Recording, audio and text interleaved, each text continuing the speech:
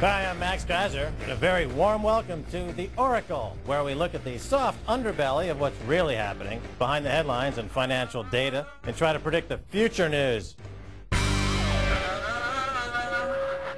Hundreds of billions of taxpayers' money has been spent bailing out the banks, but the U.S. economy is still tumbling. Jobs are being lost by the hundreds of thousands per month, and the banks are still not lending. The only thing flowing are the Wall Street bonuses. Now, in the studio, we have private equity boss and entrepreneur Richard Stephenson for his take on the Wall Street bonuses and more.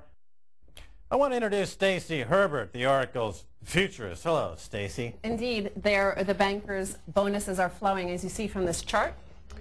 Wall Street bonuses. Now, you can interpret this chart a few ways, because as you see in 2007, bankers' bonuses on Wall Street were just under $33 billion. This last year, 2008, they were nearly $19 billion. Now, of course, to a Wall Street banker, this looks like a disaster. To the American population, however, this looks like an outrage. Yeah, it's like a James Bond movie. These bankers are effectively seceding now from the global economy to some island somewhere that they're not going to disclose the location of with their hundreds of billions and trillions of dollars, and they're just rubbing their hands. Ha, ha, ha, ha, ha. We stole the world's money. We're Dr. Evil or something like this. I mean, it's pathetic. The bonuses that they've got paid, I mean, if you just got up in the helicopter and looked at it in the cycle, is that they haven't, the work they supposedly did to earn the bonuses has not proved to be sustainable. But the point is, because the cutoff point happens to be at the end of a year, therefore they should be paid, even though they know that in fact what they worked on now is worthless. And that is morally unsustainable. Yeah, but to say it's unsustainable is like saying that a bank robber who commits the heist of a lifetime doesn't have a sustainable business model. Yeah. And it's just not even on the table in terms of an acceptable societal behavior. These people are behaving aberrantly to what one would expect to be normal norms of a civil society. And so we always come back to this idea of the French Revolution, the guillotine, and I mean, what's your thought on the guillotining of these guys? Well, you know, I think I'm getting the feeling you're drifting towards sort of a Max Keiser guillotine in the middle of Times Square. Branded. Branded. The Oracle guillotine. Guys from Wall Street being taken in carts to that's what I'm right here in Place Concorde. Well, they did it 200 years ago. No, they've done it before. It's still looking good. Well, this is what Barack Obama, the President of the United States, had to say. Last year, Congress passed a plan to rescue the financial system. While the package helped avoid a financial collapse, many are frustrated by the results, and rightfully so. Banks have been extended a hand, but homeowners, students, and small businesses that need loans have been left to fend on their own. And adding to this outrage, we learned this week that even as they petitioned for taxpayer assistance, Wall Street firms shamefully paid out nearly $20 billion in bonuses for 2008. While I'm committed to doing what it takes to maintain the flow of credit, the American people will not excuse or tolerate such arrogance and greed. I think it's time to talk to economist James K. Galbraith, an advisor to Barack Obama during the presidential campaign in 2008, and author of The Predator State, How Conservatives Abandoned the Free Market and Why Liberals Should Too. Hello, James. President Obama says it is like the American dream in reverse. What does that mean? The situation that we're in a full-scale debt deflation, a collapse of the housing sector, and a reversal of this period in which the share of Americans who own their own homes was going up. It's been dropping very sharply. It's now below the lowest level achieved in the last decade. James, the government is throwing money at this problem. They're increasing the supply of debt, I guess you could say, throwing money at the problem, and the money doesn't seem to get to where it's needed. The banks seem to be hoarding all the cash. Why are the banks doing that? Well, the government threw money at the banks in the last administration, but banks don't need money in order to lend. They need customers. They need the expectation of profits. That's the reason why they prefer to sit on the cash or pass it out as bonuses and dividends.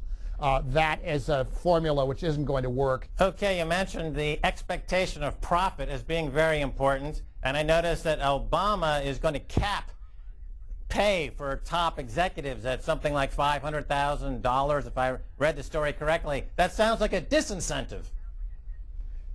It is a great move. It's exactly what's needed.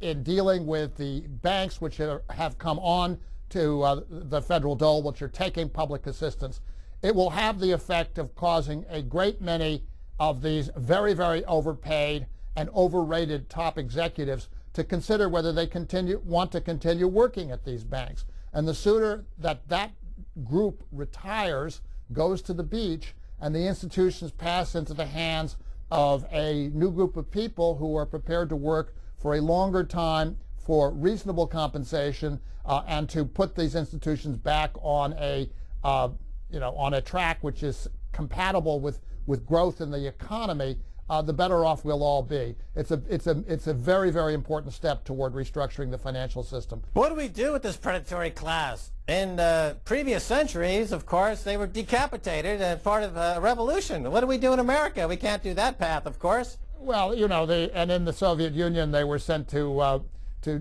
run minor salt mines in Siberia. But here, I think we simply allow them to go to the beach unless there are specific offenses which have been committed, or tax frauds or other forms of fraud, in which case those should be investigated. In the aftermath of the savings and loan crisis 20 years ago, there were approximately 1,000 S&L insiders who were convicted of federal felonies, and 700 or 800 of them went to prison.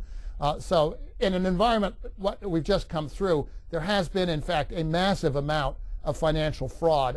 Fraud in the appraisal of mortgages, fraud in mortgage issuance, fraud in the ratings of these obligations. And the investigations into all of that were greatly, they were basically suppressed in the Bush administration, which refused to give the FBI resources to deal with them.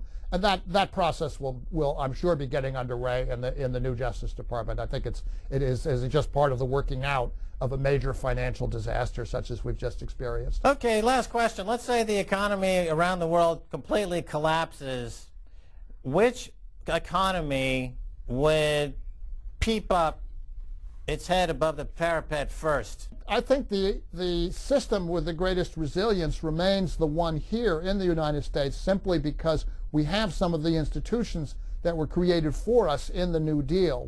We have a continental central bank with essentially unlimited powers to provide liquidity. We have a federal government that can act on the basis of the decision of the executive and the Congress on a scale of its own choosing.